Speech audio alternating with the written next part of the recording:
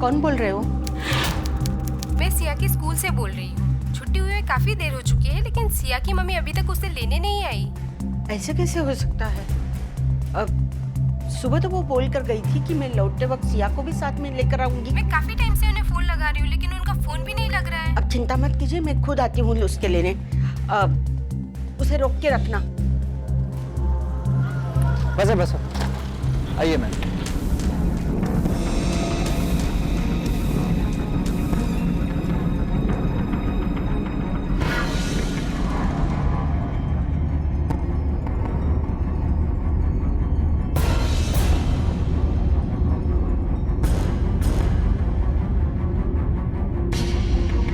भाई साहब जरा जल्दी चलना प्लीज, जल्दी चलो। काय झालं राणी, उदास की हूँ? डब्यात कांदे पोहे दिले होते, पूरा खत्म किया ना? आज आप इतना लेट क्यों आए आजी? सब चले गए थे, मैं अकेले बची थी। और आपको पता है ना कि मुझे अकेले में कितना डर लगता है। हाँ गुड़िया, आइंदा ऐसी गलती नहीं होगी। टाइम पे आ जाऊंगी। लेकिन आज आप क्यों आए लेने? मम्मा क्यों नहीं आई? मम्मा को थोड़ा काम था इसलिए मम्मा नहीं आई। हाँ मैं आई हूँ ना, चल कल से मम्मा आएगी। हाँ आंटी, मैंने आपको बोला था ना कि स्वाति मैम तो सुबह से ही नहीं आई। घर से तो यही बताकर निकली थी कि वो काम पर जा रही है, पर नहीं आई। तो कहाँ गई होगी? क्या हुआ आजी, कुछ हुआ है क्या? नहीं कुछ नहीं, चल बेटा। स्वाति बिटिया को देखा? नहीं देखा। किसी इमारत की नींव सरकने का इमारत पर जो असर होता है, ठीक वैसा ही हाल होता है उस परिवार का जिसका मुखिया, जिसका कर्ता धर्ता कहीं चला जाता है या गायब हो जाता है। स्वाति की आई और उसकी मासूम बेटी सिया के साथ भी ऐसा ही हो रहा था। अपनी मां के लौट आने का इंतजार करती सिया का इंतजार खत्म होने का नाम ही नहीं ले रहा था। और उसकी आई की तमाम कोशिशों के बाद भी ये सवाल ज्यों का त्यों अपनी जगह बरकरार था कि आखिर स्वाति थी कहां।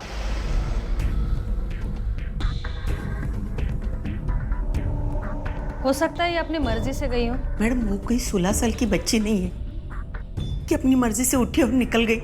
एक बच्ची की माँ है जिसे वो बहुत प्यार करती हूँ, मैं हूँ। वो हमें छोड़कर कहीं नहीं जा सकती। और कौन कौन है आपके परिवार में? बस हम 3 हैं, मैं, स्वाति और उसकी बच्ची सिया। और बच्ची के पिता? नहीं है। ठीक है, हम तहकीकात शुरू करते हैं, खबर मिलती है आपको बता देंगे। रिपोर्ट के हिसाब से उसकी मोबाइल की आखिरी लोकेशन नवीन मार्केट की है। वो 11 बजे तक वहीं थी, उसके बाद उसका फ़ोन स्विच ऑफ हो गया जो अब तक ऑन नहीं हुआ है। चलो देखते हैं मार्केट में क्या मिलता है। सकाराम, गाड़ी काट।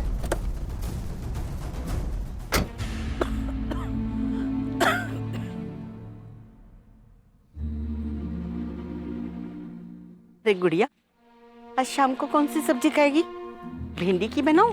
तुझे बहुत पसंद है ना बेटा। और हाँ, पूरन पोला भी बनाते थे। चने की दाल वो तो है, चल बनाएंगे आज। अरे अभी कौन आया? किसका फोन? हेलो? नहीं, उसे स्कूल नहीं भेजा, मेरा मन नहीं कर रहा था उसे अकेला छोड़ने का। हाँ कुछ होगा तो बता दूंगी जरूर। सुनो, आज के आज मेरा घर खाली कर दे। वैसे भी आप लोगों की अभी औकात नहीं है ना रेंट बनने की। कल से तुम्हारी लड़की गायब है, पता नहीं आएगी भी या नहीं, कहीं मर तो नहीं गई। जो हुआ अच्छे के लिए हुआ, उसकी औकात नहीं थी सोसाइटी में रहने की। चल बेटा, मुझे कल के कल मेरा घर खाली चाहिए।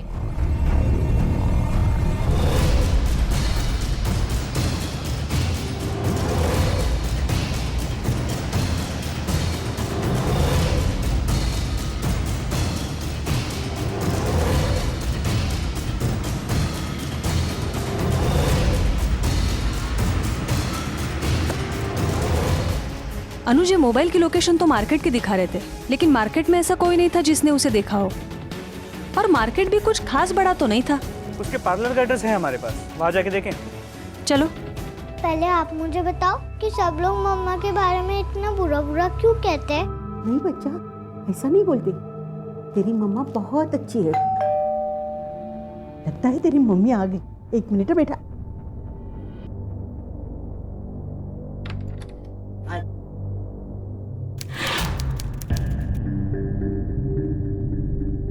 आइए ना, अंदर आइए।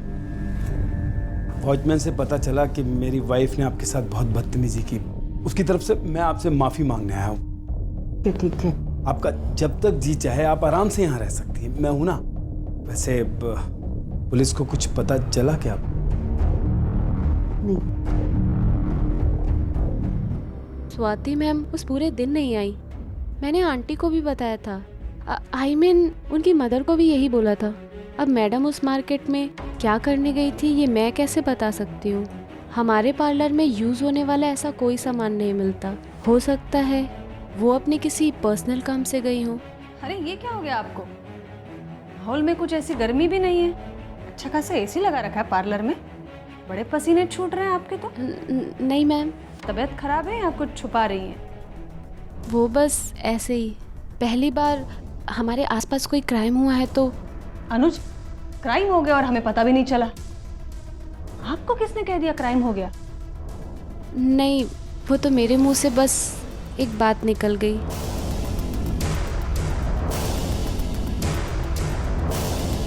नजर रखो इस पर। ओ मैडम।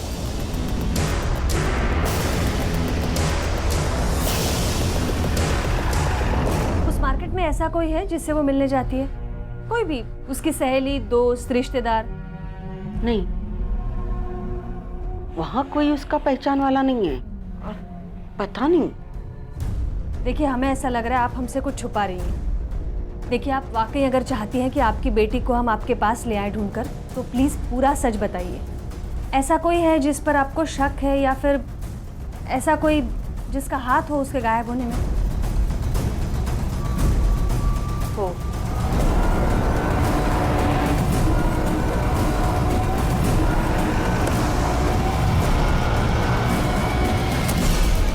के बारे में मुझसे क्या पूछ रही हो?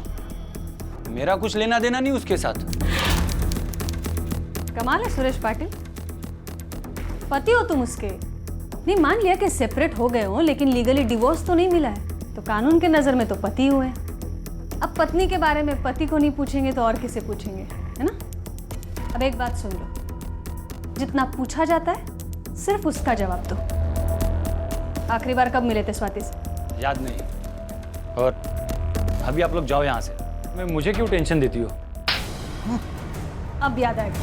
बोल, आखिरी बार स्वाति से कब मिला? एक महीने पहले शायद। देखो, मुझे किसी भी हाल में डिवोर्स चाहिए, मतलब चाहिए, बस। स्वाति, बात समझने की कोशिश करो।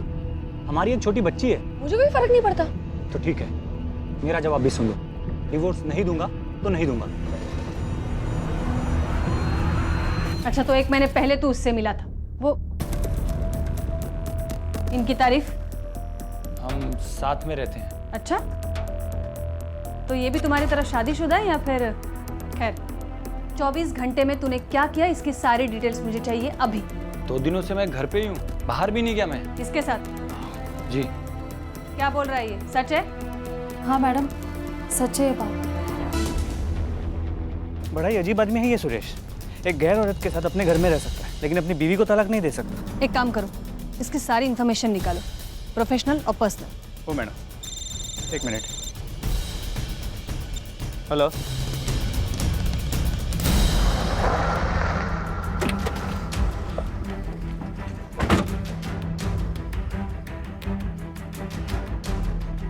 बोलो। मैम, उस दिन मैं गेट छोड़कर कहीं नहीं गया था। दोपहर तक यहीं बैठा था और स्वाति मैडम बिल्डिंग से बाहर निकली ही नहीं।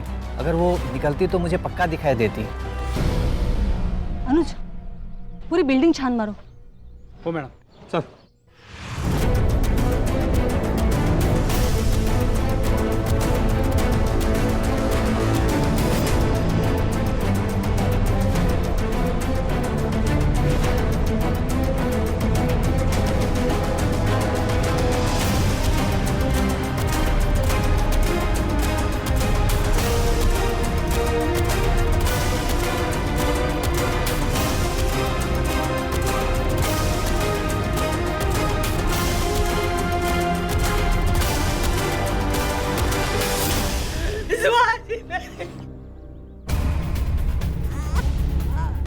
मैडम टेरेस का डोर तो हमेशा खुला ही रहता है, हम लोग लॉक नहीं करते। सोने की चूड़ियाँ, कान की बाली अभी भी है, कपड़ों के साथ भी कोई छेड़छाड़ नहीं हुई, मतलब ना लूट हुई है ना रेप। लेकिन वो मोबाइल और बैग तो गायब है जो वो घर से लेकर निकली थी, वो कौन लेके जा सकता है? ठीक है, आप जाइए, हम नीचे आते हैं। चला, हमें गुमराह करने के लिए फोन ले जाना, ये बात तो समझ में आती है, लेकिन ये बैग क्यों? उसमें इतना क्या इंपॉर्टेंट हो सकता है? और बाहर से कोई इंसान आकर मारने से पहले या मारने के बाद स्वाति को टेरेस पे ले जाता है और किसी को पता भी नहीं चलता। तो बात कुछ अजीब है। हो सकता है बाहर से कोई आया ही ना हो, बिल्डिंग में ही रहने वाला कोई हो तो सकता है अनुज, लेकिन दावे के साथ नहीं कह सकते। मर्डरर या मर्डर का मोटिव दोनों या दोनों में से एक स्वाति से जुड़े होने चाहिए। स्वाति मेरी बच्ची। क्या हुआ जी, आप क्यों रो रहे हो? मम्मा कहाँ है? बेटा तेरी आई अभी कभी नहीं आएगी। क्यों नहीं आएंगी? आपने उससे मेरी शिकायत की। मम्मा हमें क्या अच्छे बच्चे बने रहूंगी, आपकी और मम्मा की बात सुनूंगी। करो ना मम्मा को फोन, उनको बोलो ना कि सिया प्रॉमिस कर रही है, उनको बोलो ना। अब मैं कहाँ उसे फोन करूं, कहाँ उसे बुलाऊं? वो अभी कभी नहीं आएगी, कभी नहीं आएगी, कभी नहीं आएगी। साहब, हमारी ड्यूटी 9 बजे से शुरू होती है। हम आते हैं तो रात के पाली वाला जाता है, उस समय थोड़ा इधर उधर हो जाता है, वर्दी वगैरह बदलने में, चार्ज लेने में। अगर उस समय कोई अंदर घुस आया हो और बाद में निकला हो तो कह नहीं सकते। यहाँ की सीसीटीवी फुटेज चेक करनी। सीसीटीवी फुटेज तो आपको दिखा देता, लेकिन हमने अभी नया सीसीटीवी लगवाया था, तो कुछ प्रॉब्लम थी तो कंपनी उसे वापस ले गई। इस वक्त तो कोई सीसीटीवी है ही नहीं। ये स्वाति मैडम के बारे में ऐसी कोई बात है जो तुम्हें कभी अजीब लगी हो?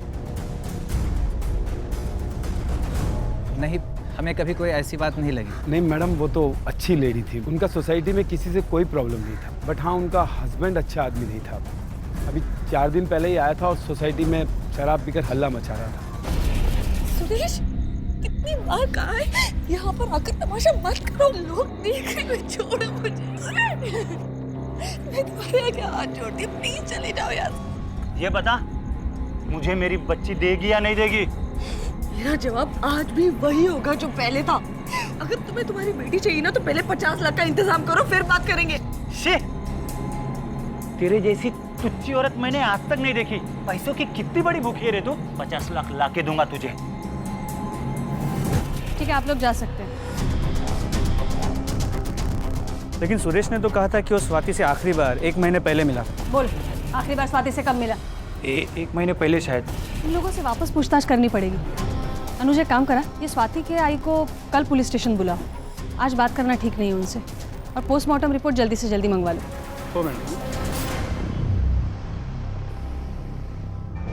पोस्टमार्टम रिपोर्ट के हिसाब से स्वाति की मौत सर पे लगे चोट की वजह से हुई है।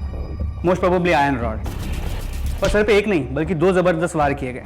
पहले वार में तो ज़्यादा नुकसान हुआ नहीं, लेकिन दूसरे वार में स्कल के टुकड़े होकर ब्रेन में घुस गए, जिसकी वजह से उसकी इंस्टेंट डेथ हो गई। लेकिन टेरेस पे तो हमें कोई हथियार नहीं मिला था। इसका मतलब हत्यारा हथियार को अपने साथ लेके गया था। अनुज, स्वाति के आई को बुलाया है क्या? हो मैडम, वो आई रही। आपके बेटी और बिल्डिंग के सेक्रेटरी के बीच कैसे रिश्ते थे? वॉचमैन हमें कुछ बताना चाह रहा था, लेकिन सेक्रेटरी की तरफ देखकर खामोश रह गया। ये स्वाति मैडम के बारे में ऐसी कोई बात है जो तुम्हें कभी अजीब लगी हो?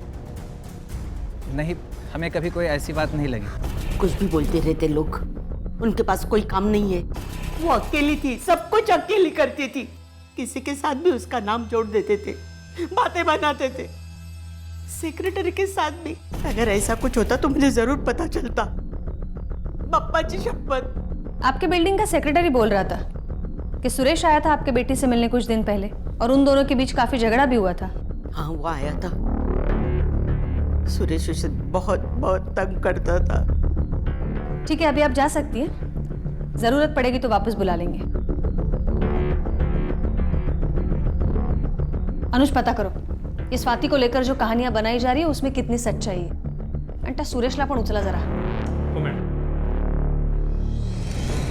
वक्त लगा, लेकिन भगवान ने मेरी बात सुन ही ली। जैसी मौत मांगी थी मैंने उसके लिए वैसी ही मिली। कुछ तो शर्म करो। अब मरने के बाद तो कम से कम बख्श दो उसे। उसने बख्शा था मुझे जो मैं उसे बख्शूं? कितना सहा है मैंने उस औरत की वजह से। तुम तो घर में बैठकर उसके नाम की माला जपते हो और लोग बाहर ताने मारते हैं। लोग कैसे मुंह दबा दबा कर मुझ पर हंसते थे, ये सिर्फ मुझे पता है, सब याद है मुझे। अब बस बहुत हो चुका। उसकी माँ और उसके बेटी को घर से बाहर निकालो, वरना मैं खींच कर बाहर निकालूंगी। दिमाग खराब है तुम्हारा। खबरदार जो इस बार तुमने कुछ भी किया तो, अरे कुछ तो दिमाग लगाओ। कुछ भी उल्टा सीधा करोगी तो पुलिस के निशाने पर सबसे पहले हम होंगे। सब मार क्यों रहा है मेरे को झूठ थोड़ी ना बोला मैं। जब वो गायब हुई थी तो मैं अपने कमरे में था अपने पार्टनर के साथ में। अरे 1 सेकंड के लिए मैं घर से बाहर नहीं निकला था। तूने तो कहा था कि तू स्वाति से 1 महीने से नहीं मिला। फिर बिल्डिंग में 4 दिन पहले हंगामा किसने किया? वो मैं पिया हुआ था करके मेरे ध्यान से निकल गया। जानबूझ के झूठ नहीं बोला मैं। और क्या क्या निकल गया तेरे दिमाग से? हाँ, उसके बिल्डिंग के नीचे हंगामा खड़ा किया, उसको धमकी दी, ये बात याद है कि निकल गई तेरे दिमाग से? याद है मैडम, पर गुस्से में इंसान कुछ भी बोल देता है। मैंने भी बोल दिया, पर कुछ गलत नहीं बोला मैंने। वो थी इसी लायक। पैसों के पीछे भागने वाली लालची औरत थी वो। कम में तो उसका कुछ होता ही नहीं है, फिर चाहे वो पैसा हो या फिर मर्द। न जाने कितने लोगों के साथ उसके संबंध थे। जैसे? नाम नहीं पता मुझे सबका, पर मुझ पे भरोसा नहीं है ना आपको तो बिल्डिंग के लोगों से पूछो, उसके सब बताएंगे आपको।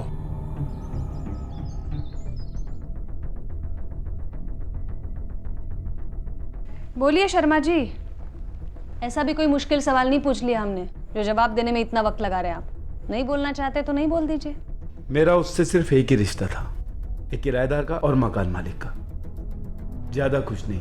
लेकिन ये सोसाइटी वाले कुछ अलग बता रहे हैं। सोसाइटी वालों का क्या है मैडम, जो मुंह में आता है बोल देते हैं। लेकिन मेरी उससे मुलाकात महीने में सिर्फ एक ही बार होती थी, जब वो चेक देने आती थी, बस। पूरी बात बता दो ना, क्यों छुपा रहे हैं? बताओ ना। इनका दिल साफ था, लेकिन उस औरत के मन में दाग था इनको लेकर, इसलिए लोग बातें बनाने लगे थे इन दोनों के बारे में। क्या बोल रही है ये? आप कुछ बोलना चाहेंगे? मिस्टर शर्मा, ये कुछ और बता रही हैं, आप कुछ बोल नहीं रहे हैं। इससे तो यही लगता है कि स्वाति के लिए सॉफ्ट कॉर्नर था आपके दिल में। क्यों? देखिए, मैं कुछ भी कहूँगा तो आप लोग गलत ही समझेंगे, इसीलिए मैं चुपचाप था। और एक मरी हुई लड़की के बारे में उल्टा सीधा बोलने का क्या मतलब है? इसके अलावा और कोई भी बात नहीं थी मैम। अनुज जी, सुरेश की हिस्ट्री के साथ में उसके कॉल रिकॉर्ड्स और बैंक अकाउंट भी मंगवाओ जरा। हो मैडम। देखो और क्या क्या मिलता है। Yes ma'am. मैम,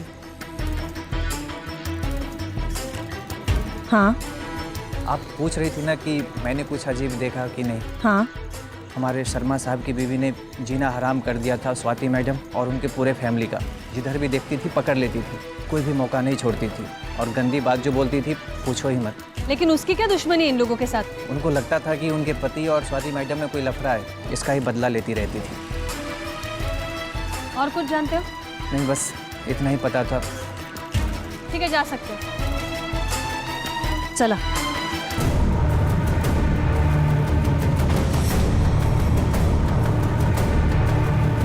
आदित्यला उचललं होतं ना तेव्हापासून शांतच येतो। बस मॅडम, शर्मा का बैंक स्टेटमेंट और कॉल रिकॉर्ड्स।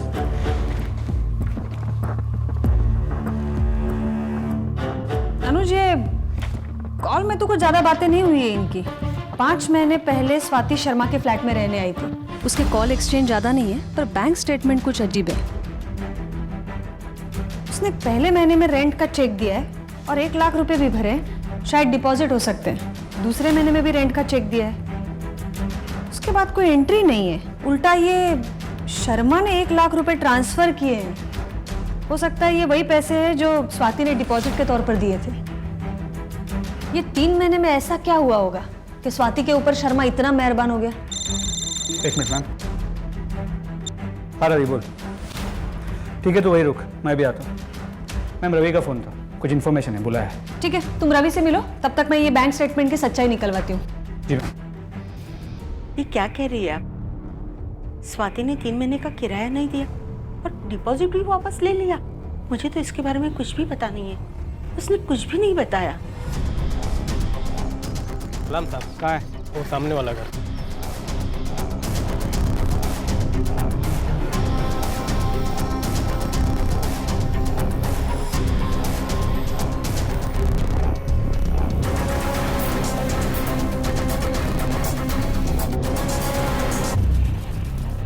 इनकी तारीफ? देखिए साहब, मेरा इसमें कोई रोल नहीं है और ना ही उसके और मेरे बीच में कुछ है। वो तो मेरे को बुलाता था और पैसे भी देता था उसके साथ जाने को, तो मैं चली जाती थी। ये तो मेरा धंधा ही है ना साहब। और जिस दिन की आप बात कर रहे हो ना, उस दिन भी बुलाया था उसने मेरे को, फिर घर पे छोड़ के बिठा दिया और फिर बोला तू आज आराम कर और आज मैं तुझे पैसे भी दूंगा बिना मेहनत किए। उस दिन मतलब वो दिन जब स्वाति गायब हुई थी? हाँ साहब, और वो उस दिन अपना मोबाइल फ़ोन भी छोड़ कर गया था। बोला था अगर कोई कॉल आया तो उठा के बोल देना कि वो बाथरूम में है। और साहब उसी ने मेरे को बोला था आपसे झूठ बोलने के लिए, और इसका पैसा भी दिया था उसने मेरे को। कब गया था, कितने बजे, और वो लौटा कितने बजे? वो सुबह मेरे को 9 बजे बुलाया था साहब, और जैसे ही मैं गई वहाँ पे वो निकल गया वहाँ से, यही कुछ 9:30 बजे होंगे। और फिर आया तो दोपहर के 1 बजे तक आया। जी, इंसानियत के नाते ही बस मैंने उसकी हेल्प की थी। उनको कुछ पैसे की प्रॉब्लम चल रही थी और वो अकेली घर का खर्चा उठा रही थी, कोई आदमी भी नहीं था। तो मैंने ही उसे कहा कि जब तक पैसे नहीं आते तुम किराया मत दो बस। और डिपॉजिट के 1 लाख रुपए वो क्यों लौटाए थे? उनको पार्लर में थोड़े पैसे कम पड़ रहे थे, कहीं से अरेंजमेंट नहीं हुआ तो बातों बातों में उन्होंने मुझे बताया। लेकिन किसी को पैसे देना क्राइम तो नहीं है ना। मैम, कुछ सुरेश के बारे में इंफॉर्मेशन मिली है। बुरी तरह कर्ज में डूबा हुआ है। किसी एक से पैसे उठा के 3 लोगों का ब्याज चुकाता है, फिर उसके पैसे लौटाने के लिए किसी चौथे से कर्ज ले लेता है। उसके एटीएम और बैंक ट्रांजैक्शन से पता चला है ज़्यादातर ट्रांजैक्शन या तो बार में होते हैं या तो किसी वाइन शॉप में। इसके अलावा उसके कॉल रिकॉर्ड्स में एक नंबर मिला है किसी पोद्दार का। उसके एरिया का कोई लोकल गुंडा है। स्वाति के मर्डर के कुछ दिन पहले से पोद्दार से लगातार बातचीत हो रही है। ये देखिए, पहले स्वाति को मिलने के बारे में झूठ बोलना, उसके बाद प्रोस्टिट्यूट को एलिबाई बना के मर्डर वाले दिन पूरे दिन घर से बाहर रहना, और अब ये। मैम, सुरेश को उठा लेना चाहिए। मेरे हिसाब से इसी ने खून किया। नहीं अनुज, इतने जल्दी हमें किसी भी नतीजे पर नहीं पहुंचना चाहिए। ये सारी बातें तो सुरेश पे जो हमारा शक है उसे मजबूत करती है, लेकिन और भी लोग हैं जो शक के दायरे में हैं, उन्हें हमें टटोलना चाहिए। ये स्वाति के बुटीक वाली लड़की से मैं फिर से मिलना चाहूंगी, और तुम वो पोद्दार को भी उठाओ जरा। जी मैम। मैम, जहाँ तक मैं जानती हूँ पार्लर में तो पैसे की ऐसी कोई ज़रूरत नहीं पड़ी। अगर ऐसा कुछ होता तो स्वाति मैम मुझे ज़रूर बताती। हम बहुत अच्छे दोस्त थे। उनके जाने के बाद मैं कोशिश कर रही हूँ कि सैलून को रन कर सकूँ, जिससे जानवी की पढ़ाई और घर का खर्च चल सके। ये चेन बहुत अच्छी है आपकी, नई ली है? जी हाँ, कल ही ली है, मगर अपने पैसों से। इससे इन सब चीज़ों का कोई लेना देना नहीं है। अरे मैंने कब कुछ कहा है? ये पार्लर का सीसीटीवी फुटेज देखना है, दिखाएंगे?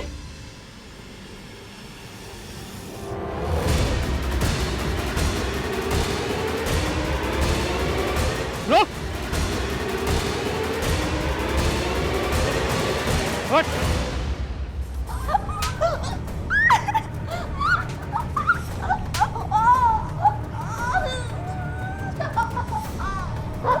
ये आदमी कौन है?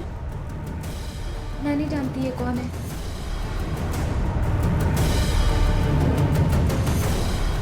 उस दिन से लेकर आज तक की सारी फुटेज डिलीट है। तुमने डिलीट की? नहीं मैम, मैंने नहीं की। मुझे तो ये सब आता भी नहीं। मुझे नहीं पता ये सब किसने किया, और खुदा कसम मैंने ये सब नहीं किया। आप मुझे इन सब चीज़ों में मत फंसाइए।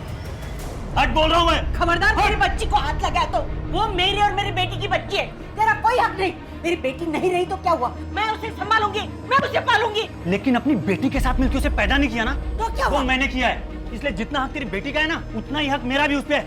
देखता हूँ कैसे रुकते मुझे। हट बोल रहा हूँ मैं, छोड़ मुझे। हट बोल रहा हूँ। आदि को मत मारो। बोल रहा हूँ। आदि, आदि, आदि, पापा छोड़ो। आदि। हेलो, मैं पीए से अनुज बोल रहा हूँ। अभी इसी वक्त पुलिस स्टेशन पहुंचो। जी सर। आदि।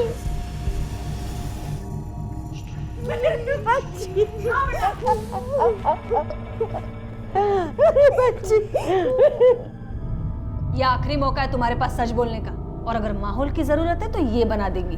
और वैसे भी इस जगह का उसूल है, चाहे भी तो कोई झूठ नहीं बोल सकता यहाँ। अब आप बोलेंगी या फिर घोर पड़े? मैम, मैं आपको सब सच बता दूंगी। मैं नहीं, कुछ नहीं।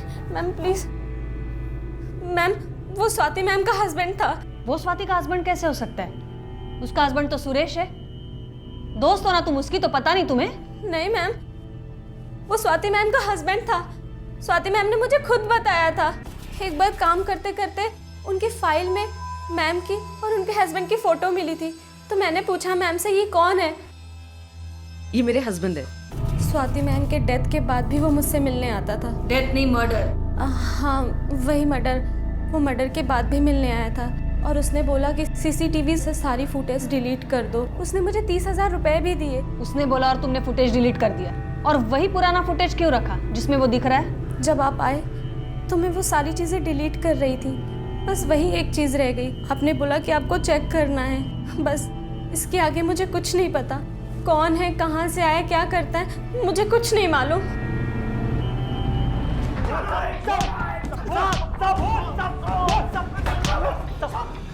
बस बस सब आप कितना मारोगे सब? मैंने स्वाति को नहीं मारा। एक अबे, स्वाति के मर्डर के टाइम पे तेरे मोबाइल की लोकेशन चेक की हमने। मर्डर के टाइम उधर ही था तू, बिल्डिंग के आसपास। तो स्वाति के मर्डर से पहले कब कब कितनी बार तूने इसे फोन किया है? कितनी देर इससे बात की है? पूरा हिसाब है हमारे पास। बची तेरी वो गर्लफ्रेंड जिसके साथ तू मर्डर के दिन 12 घंटे पहले और 12 घंटे बाद था, उसने भी हमारे सामने मुंह खोल दिया है।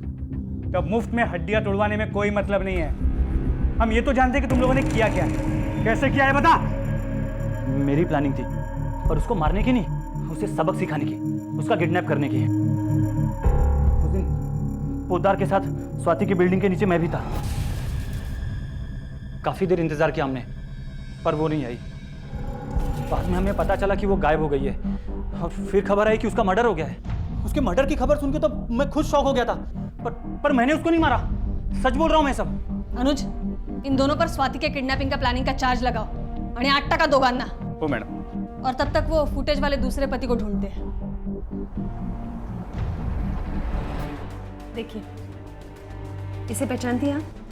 लगता है इसे कहीं देखा है, लेकिन याद नहीं आ रहा है। देखिए, दिमाग पर थोड़ा जोर डालिए। स्वाति के कातिल को पहचानने के लिए इसको पहचानना बहुत ज़रूरी है। कोई भी पुरानी पहचान, जैसे कि स्वाति का कोई पुराना दोस्त हो या फिर कोई पुराना दुश्मन। अरे ये तो साहिर है, इतने सालों बाद स्वाति के साथ।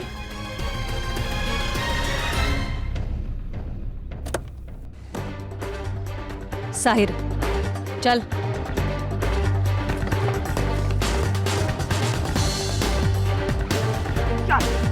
चल। हो गई तेरी नौटंकी? अब चले, गाड़ी टकायला। मैम, वो अफेयर था मेरा स्वाति के साथ, उसकी शादी से पहले। पर हमारा ब्रेकअप हो चुका था। वो हमेशा शक करती रहती थी और एक दिन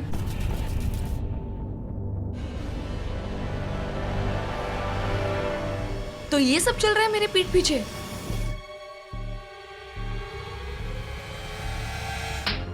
शर्म नहीं आती तुम्हें? अब देखो मैं तुम्हारे साथ क्या करती हूँ। Just wait and watch. मेरी मंगनी हो चुकी थी मैम, पर मैंने सोचा कि शादी से पहले उसके साथ मैं टाइम पास तो कर ही सकता हूँ। लेकिन उसको सब पता चल गया। उसने जाकर सब कुछ मेरी मंगेतर को बता दिया। मेरी मंगनी टूट गई थी मैम, बेइज्जती हुई अलग।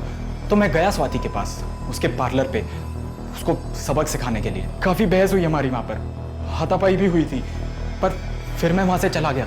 पर जब मैंने न्यूज़पेपर में रिपोर्ट पढ़ी उसके मर्डर के बारे में, तो मैं डर गया मैम।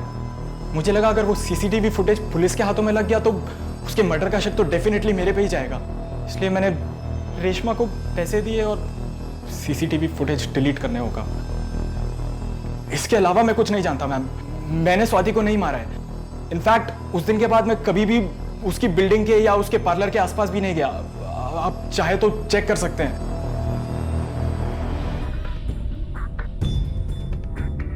इस साहिर के कॉल रिकॉर्ड्स को चेक किया और मर्डर वाले दिन उसने अपने जहाँ जहाँ होने की बात की थी उन सभी जगहों पे जाके पूछताछ की। वो सही कह रहा है, स्वाति के मर्डर वाले दिन वो मर्डर के लोकेशन पे नहीं था। अनुज, स्वाति का मोबाइल फोन या फिर उसका बैग मिला था? अब तक नहीं मिला, मगर हम कोशिश कर रहे हैं। इसमें तो कोई शक नहीं है कि वो कातिल ही लेके गया होगा, लेकिन वो फोन या बैग मिल जाता तो शायद हम उस तक पहुंच सकते।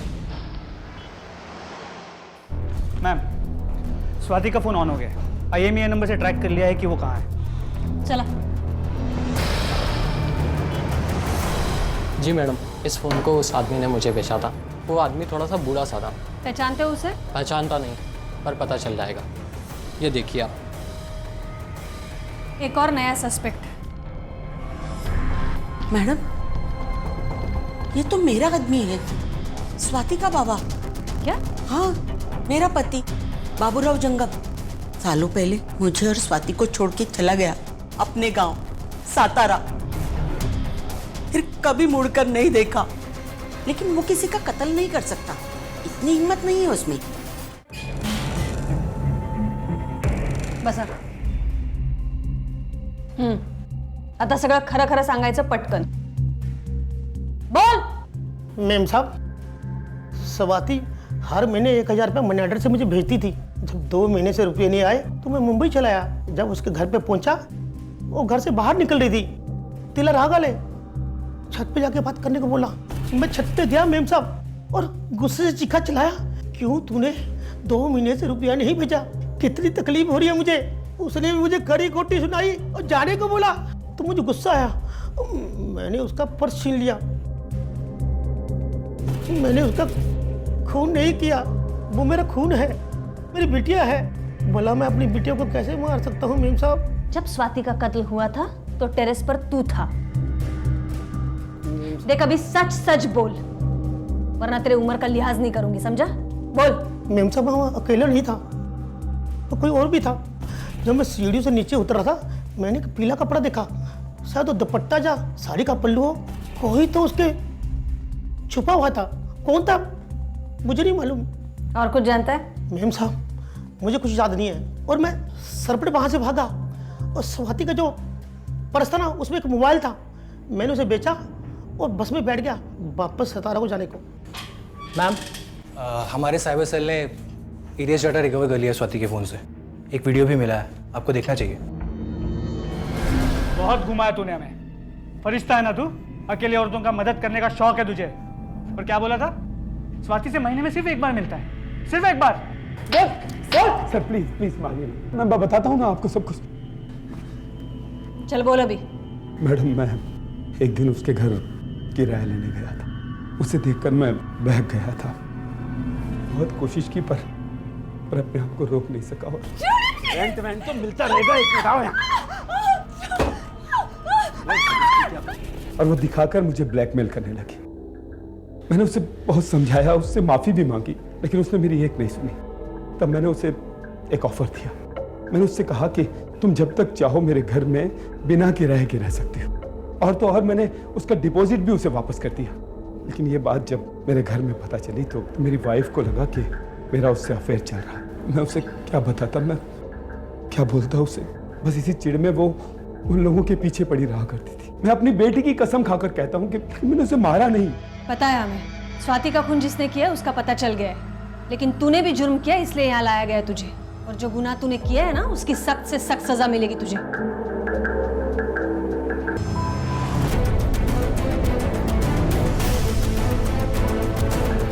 पक गई थी मैं मम्मी पापा के वही रोज रोज के झगड़ों से। वो घर में झगड़ा करते और बिल्डिंग वाले बातें बनाते, और ये सब उस औरत स्वाति की वजह से हो रहा था।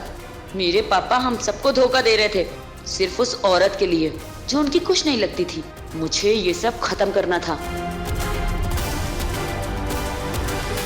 उसे मैंने उस बुढ़े के साथ टेरेस पे जाते देखा। मैंने उसका पीछा किया। जब मैं उसका पीछा कर रही थी तो वो बुढ़ा नीचे वापस आ रहा था। मैं उसे देख के छुप गई।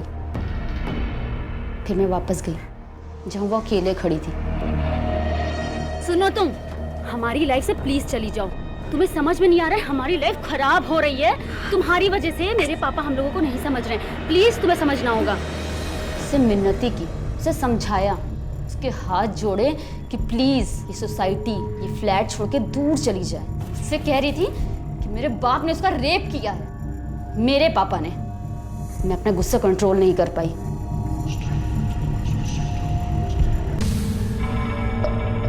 मैं बहुत डर गई थी। मुझे समझ नहीं आ रहा था मैं क्या करूं।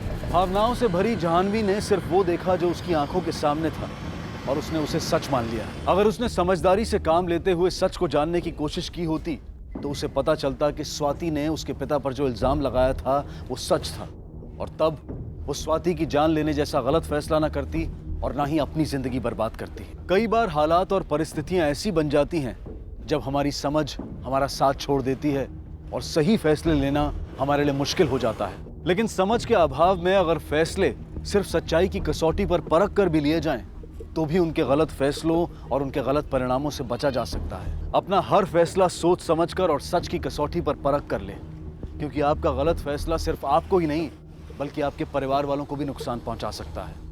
अब मैं अनूप सोनी आपसे विदा लेता हूं, फिर मुलाकात होगी अगले एपिसोड में एक और चौंका देने वाले केस के साथ। तब तक अपना और अपने परिवार का ख्याल रखें और देखते रहें क्राइम पेट्रोल डायल 100। सबक एक को सीख हम सबको। जय हिंद।